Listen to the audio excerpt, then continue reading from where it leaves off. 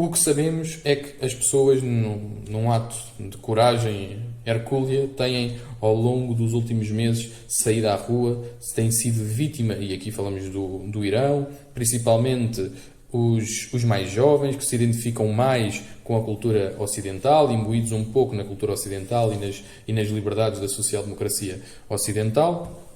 e têm sido vítimas de repressão por parte do regime. Esta repressão por parte do regime não os tem detido, não os tem parado. Continuamos a ter protestos que vêm de uma longa senda de protestos nos últimos 10, 15 anos. Protestos esses que começaram por ser, aliás, devido ao aumento do preço dos combustíveis há cerca de 10 anos. Depois passaram para protestos devido à morte de Mahsa Amini e, portanto, à repressão que se faz de um sistema que reprime claramente, que oprime certos grupos sociais e um género ou um sexo, portanto, que oprime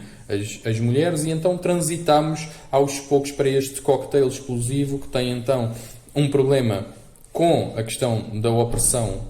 das mulheres, que tem um problema, e por isso é que vemos também muitas mulheres na rua a protestarem, que tem também um problema com a integração dos jovens iranianos no mercado de trabalho, no momento em que a inflação do real é gritante, como vimos, aliás, no último episódio com a Corina, e também temos outra dimensão que é, tal e qual como a Corina tinha explicado no nosso último episódio, que é a dimensão da crise hídrica, de termos um autoritarismo hídrico agora no Irão, e falamos de um território que foi sede e capital, e não falamos apenas de Teherão, Isfahan, outras grandes cidades iranianas que foram capitais de grandes impérios, não é? Lembro, por exemplo, o Império Safávida, que a certo ponto, constituído maioritariamente por azeris iranianos, que a certo ponto também teve um domínio ali da zona da Pérsia. Portanto, todos estes impérios, toda esta força cria uma espécie de um nacionalismo iraniano, que é um nacionalismo que agora tem um grande desafio. E o desafio deste nacionalismo é precisamente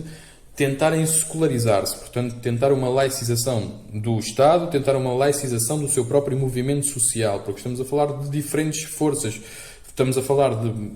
neste conluio, neste consenso, ou neste conjunto de forças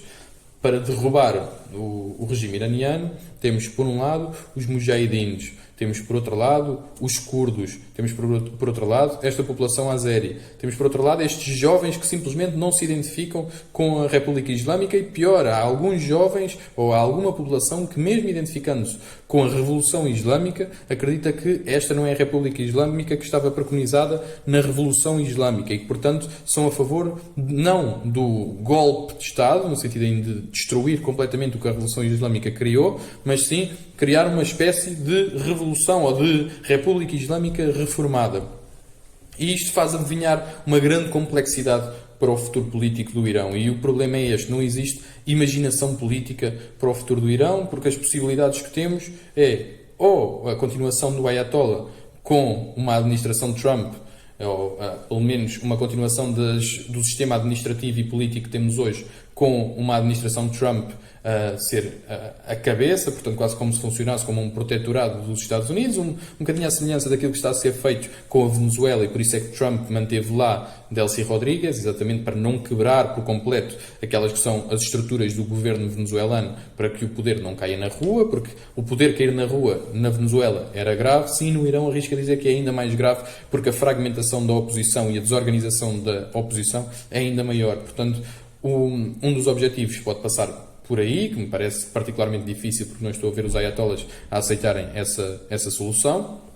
a não ser por coerção, claro. Depois temos a possibilidade de o regime dos ayatollahs cair e um regime mais pró-americano surgir. Quem é que tem sido visto como o grande líder desse regime mais pró-americano? O filho do Shah.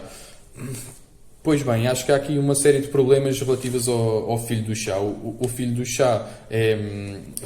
viveu imigrado a vida praticamente toda, é acusado, apesar de ser visto como um símbolo de liberdade muito mediático em alguns grupos sociais, em algumas fações iranianas, é visto como uma contratação do estrangeiro, portanto alguém que não conhece a realidade no terreno e que isso pode trazer instabilidade ao Irão. Portanto falamos mais de uma figura utópica que é gerada ou foi trazida a certo ponto para a esfera nacional e internacional para servir a alguns interesses, não quer dizer que esses interesses sejam os interesses também de uma administração norte-americana, porque a administração norte-americana, mesmo com o seu pai, com o Shah, com o último Shah, neste caso com o último Shah da Pérsia, com o último Shah do Irão, que depois transitou para este regime que vemos agora, com ligeiras diferenças. Já o Shah não tinha uma relação nos últimos anos, apesar de ter sido sempre para os Estados Unidos, já nos últimos anos a relação não era particularmente saudável entre o Shah e as administrações americanas,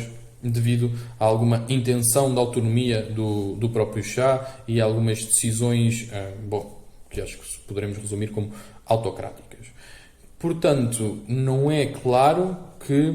a eleição, ou neste caso, o colocar o Shah no poder, ou o filho do Shah, possa resultar num regime pró-americano, e acho que os americanos também temem isso. Portanto, se por um lado tem algum problema com a capacidade nuclear do Irão, e por isso esta hesitação, esta relutância a um ataque mais expressivo,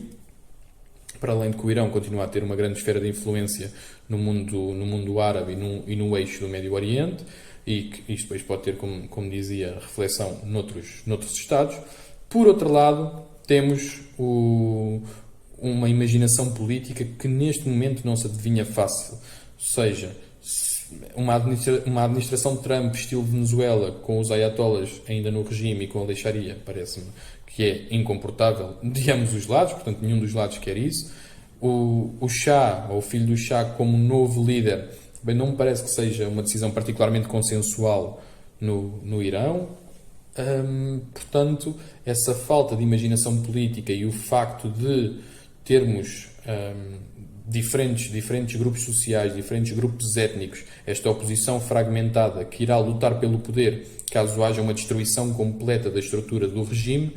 adivinha um futuro complicado ao Irão e um futuro complicado pós-intervenção norte-americana. E já tivemos outros exemplos de intervenção no Médio Oriente, e neste caso pelo domínio dos talibãs no Afeganistão, sabemos bem como é que acabou depois de saírem dessa égide norte-americana, e o Irão poderá incorrer nesse risco também. Para além disso, há aqui uma dimensão muito interessante e que é pouco falada, que é, temos dentro do Irão, talvez, creio eu, se não me engano, a única nação que tem dois exércitos diferentes. Portanto, tem a Guarda Revolucionária, que vem da Revolução Islâmica, e tem o exército normal, o exército corrente. Estas duas correntes do exército também terão que tomar uma decisão, tendo em conta que a Guarda Revolucionária, em princípio, alinhará com os ayatollahs. O exército artesco, portanto, o exército denominado normal, acaba por ter que tomar uma decisão entre alinhar com uma potência externa, com os Estados Unidos e com todo o passado histórico traumático que têm, que também vem do conflito Iraque-Irão e de instabilidade na região. Terão que tomar uma decisão se querem alinhar com os Estados Unidos e assim criar talvez um confronto com o outro exército, portanto, com o corpo da Guarda Revolucionária, ou então se alinham com o corpo da Guarda Revolucionária e apoiam aquilo que é a manutenção dos ayatollahs. Não quer dizer que tenham essa capacidade em número de efetivos, mas que tenham essa intenção. E depois dentro ainda há um terceiro exército, mas um terceiro exército que não está afiliado ao regime, que são os mujahidins. E os mujahidins são mercenários que trabalham em função daquilo que é a palavra de Allah. Os mujahidins foram importantíssimos, aliás, o próprio Bin Laden fazia parte destes mujahidins, foram essenciais naquilo que foi a resistência afegã na intervenção que a União Soviética fez no Afeganistão durante a Guerra Fria. Os mujahidins desde aí têm funcionado como mercenários em nome de Allah, portanto vão defender esta causa muçulmana em países, em nações, em estados que sentem que esta palavra de Allah está ameaçada, e esses mujahidins têm um corpo político também e terão que tomar uma decisão relativamente a quem é que irão apoiar, porque a verdade é que os mujahidins não estão necessariamente do lado dos ayatollahs por alguns conflitos entre fações sunitas e xiitas, portanto alguns conflitos que vêm de correntes do fundamentalismo islâmico e de formas diferentes de interpretar esse próprio fundamentalismo islâmico, e portanto os próprios mujahidins são aqui um terceiro grupo armado, um terceiro corpo, uma terceira força que pode ter algum impacto